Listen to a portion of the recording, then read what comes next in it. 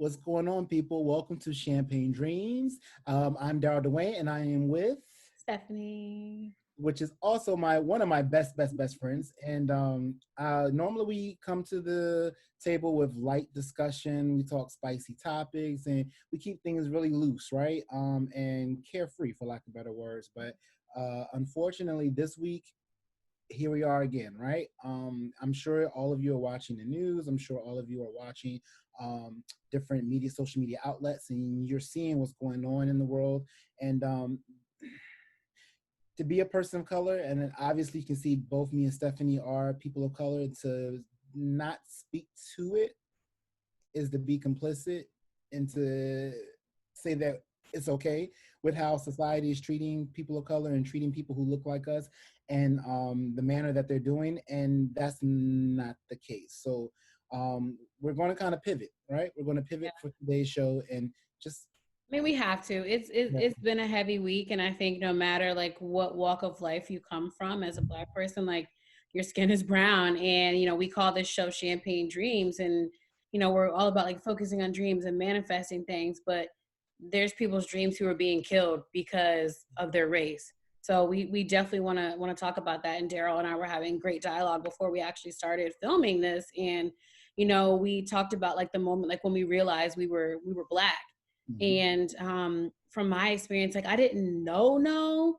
I think probably, to be honest, until I was like more of an adult. But you get little sprinkles of it as a kid. As you get older, like through middle school and high school, you stop like being invited to your white friends' houses for their birthdays and their sleepovers. And it's not necessarily because of them, it's like their parents. So you kind of realize those things, but I think it's one of those other things too where you have to acknowledge like your privilege too. And me and Darryl were talking, we're both Black, like as you can see, Clearly. but we both have had two different like Black experiences. And I kind of grew up around all white people for the most of my life. My whole pretty much Black experience was church on Sundays, which is a lot of Black people's experience. But I realized that I was too Black for the white kids, but I wasn't Black enough for the Black kids. So I kind of fell in that range. I mean, I had a lot of Black friends, which was cool, Oh, that's but yes. that experience that I had, it kind of shapes you because you feel like because you haven't had certain experiences in the Black world, like I don't know what it's like to struggle. I would never even front like I did.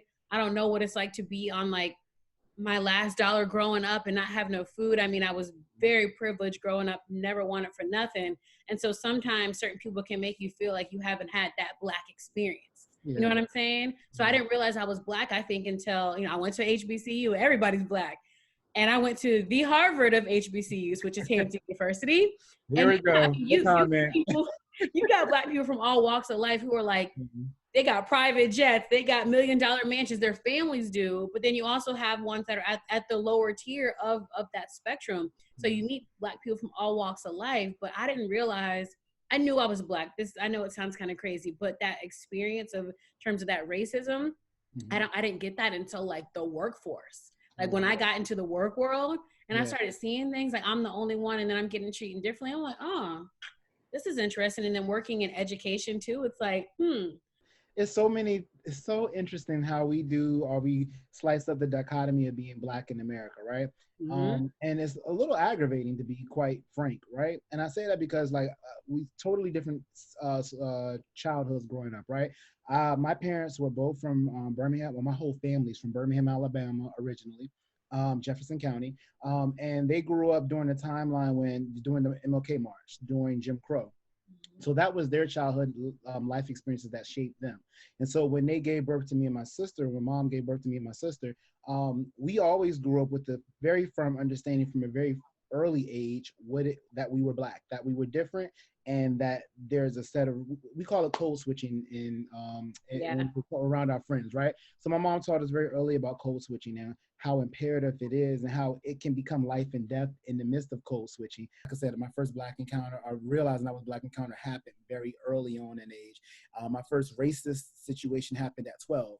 And here I am excited because I have a part-time gig working, trying to make my own money, you know, trying to do better for myself, like buy my own, stuff so my mom doesn't have to buy it. And I'm working for a hotel in Virginia Beach, and I literally get called a half breed. The darker complected gentleman that enters the elevator with me is called a gorilla. And these two white gentlemen say these things out loud while we're both standing there. And at 12, because I had a worker's permit, so I'm, even though I'm not quite 16, I was able to work on my work's permit. At 12, I'm sitting there holding these beach towels, thinking to myself, like, hold on, like, is what's happening, right? I was aware of it. My mom prepared me for this my whole life, but then to actually experience it. And of course, I was an employee at 12, and I really didn't know how to respond. I'm just sitting there, and I say all that to say, like, people don't understand what it's like to be a person of color and to endure something like this day in, day out.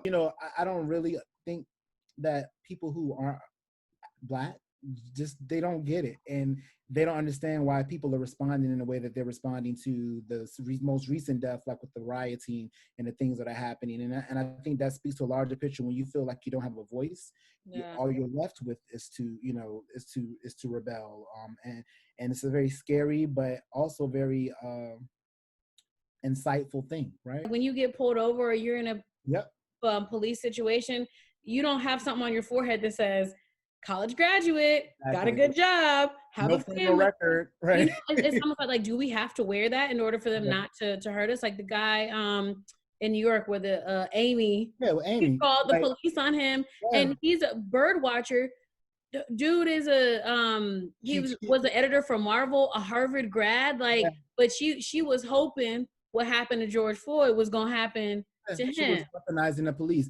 They know what they're doing. Like, you know what I'm saying? Like, you know what you're doing when you're telling a Black person, I'm calling the police on you. You look at situations like this over and over again, like it becomes low-key infuriating, because it's like, well, then how do I respond? And I shouldn't have to run down my resume for you to like, and my resume doesn't make me any better or less than any of my other brothers or sisters of color. Because I'm an educated Black man doesn't make me any better than my brothers and sisters who may have just opted to go into the workforce after high school, right? Yeah. But I think even in that, like what you spoke to earlier, that not being Black enough for my Black friends, but also not being too Black for my white friends, like the fact that those are things. And I think in this moment, but white people don't have to worry about that.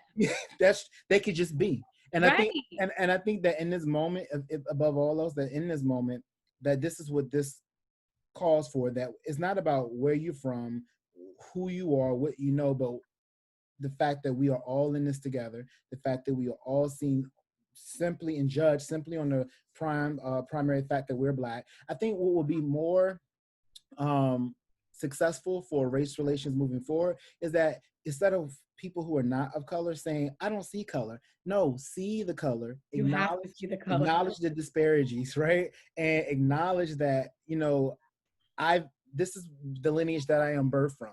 These are all the traumas that my lineage has experienced. This is what I've experienced in my timeline being here while you've been here. And while you may not have had a direct impact in how I'm being treated in this moment, anytime you see situations happen like what's happening right now unfold and you remain silent, then you hold up, you are now adding to the trauma that I'm experiencing. Exactly. I mean, I think, how we were kind of talking where we give them a pass sometimes, where we're like, oh, he's cool, he's down for the cause. Like some of them really are, which is thank you to those who are. Or we're like, oh, they can come to the cookout or whatever. But like, they're never inviting us to the picnic. So, why are we giving everybody passes to the cookout, but we're not getting invited to their space? It's almost like we got to accept them in, but they never accept us in. You're good until you're not. Remember, like, we go back to movies like Rosewood. You're good until you're not, right? Until you no longer are compliant or do what I say. Same thing with the gentleman with Amy Cooper. Oh, he's good until he's not. Oh, you mean to tell me that you want to call me out on breaking the law? You're Black. You're breaking the law just by being automatically, right? So I say that, to say like the thought process that speaks bigger to the fact that the trauma is so entrenched in our DNA, right? I mean, think about how long slavery lasted, and then we go from slavery to segregation and Jim Crow, and then we go from segregation and Jim Crow to now, right? And you look at the disparities in those timelines, right?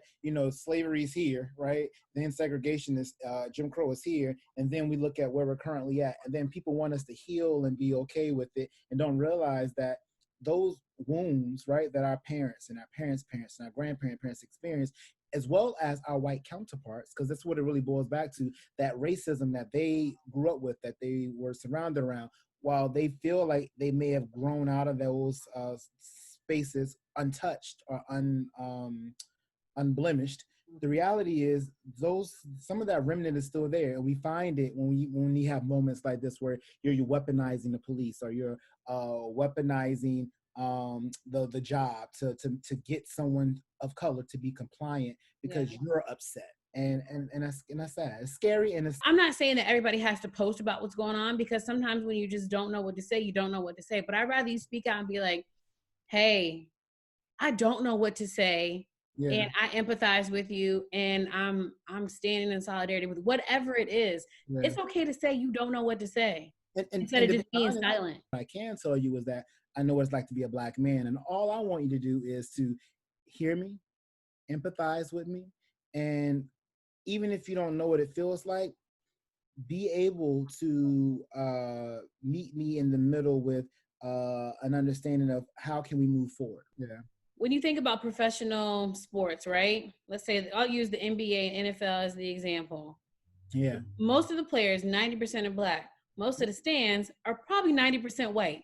So y'all out there watching us, rooting for your favorite team, wearing our jerseys, but you don't care about Black bodies. Always for the culture, but never for the cause. So the culture can win. Cool. You want to TikTok your ass off to Hot Girl Summer and Savage. Facts. But when are you going to be, riding for what we actually stand for? When are you going to be on that protest line? When are you going to stand up? TikTok your ass in a protest line. Exactly. Like, I need you to be signing petitions for legislation to change. I need you to, be on board with, political figures that are going to lead the charge to bringing real change to communities that allow us to heal instead of divide, right? So we want to leave the people with a word of motivation. So our word of the week, what you got for us, Darryl?